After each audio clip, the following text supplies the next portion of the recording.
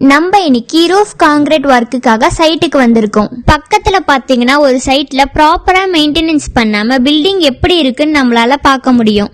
அந்த பில்டிங் மேல பாத்தீங்கன்னா வாட்டர் டேங்க் ஒன்னு இருக்கு. தண்ணி ஃபுல்லாகி வெளியில வருது. தண்ணி வெளியில வர்றதுனால வால் டேமேஜ் ஆகி இருக்கிறத நம்மளால பார்க்க முடியுது.